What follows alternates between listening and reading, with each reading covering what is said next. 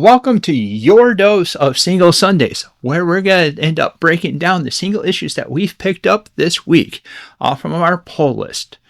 What's a pull list? Well, it's something that you can go to a local comic book shop. Heck, there's a couple digital comic book shops that let you or virtual comic book shops that let you order it. But the big thing is that it lets you guarantee to be able to get the issues that you're looking for. Why? Because it's a guaranteed sale for them. And honestly, it's the best way to go over with it because then you can make sure that you don't end up missing anything that you're looking for. So with that said, we ended up having a few flyers this week. What were those flyers? Well, let's start off with Amazing Spider-Man / Venom Death Spiral Part 1 of 9. This is from a team of Joe Kelly, Ewing, Soule, Sanez, and Hollingsworth. So this ends up having a couple of different characters that we end up having in the story. You have Spider-Man, you have Carnage, which is hosted by Eddie Brock. Then you also have Venom, who's hosted by Mary Jane at the time. So we have a little play that's playing into the Spider-Man series. And this is a story that's going to be covering all those arcs. Spiral, we have no clue who it is, but you can see him on the cover. And at the end, we end up seeing what goes on with it.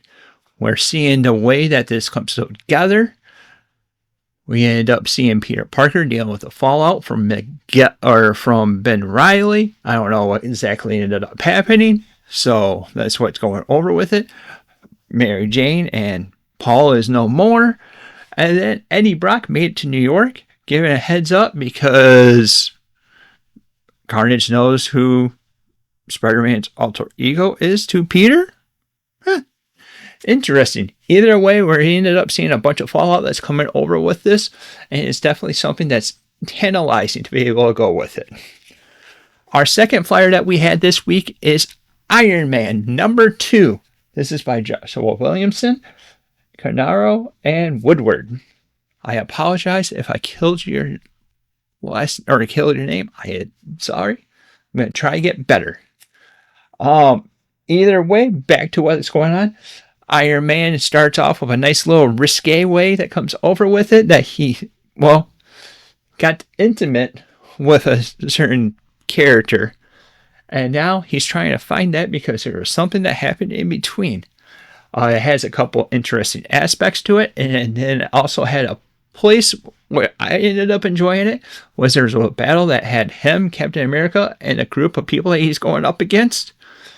And they ended up having being a 3-way conversation where Cap's talking to Iron Man. Iron Man's trying to fight all the people. But then he gets a phone call coming over and ultimately ends up setting up a date for tomorrow. Interesting. Definitely going to end up picking this up to issue number 3 to be able to feel like if it's going to end up being added to the pull list or not. So talking about the pull list, we're going to end up having sometime this month covering and looking over what we have on the pull list and either cut back some of this stuff or see where we're at for our enjoyment of the said pull list. All right. With that, now we're going to come over and rank what we have on our list. This week's a bit late week because we have one issue. Yep, that's one issue. But to be honest, this one issue is going to be powerful enough and it would be ranked up there as one of the top issues. Thought about a couple of times of taking our flyers, sucking it right on in, but I kind of want to keep the flyers in their own spot, keep them in their own lanes, so we end up having our, top book of the week being Absolute Wonder Woman, issue number 17. This is by Kelly Thompson, Herman Sherman, and Bel Air. I can't remember the first name. Either way, it's an awesome art that you end up having. It has a great story.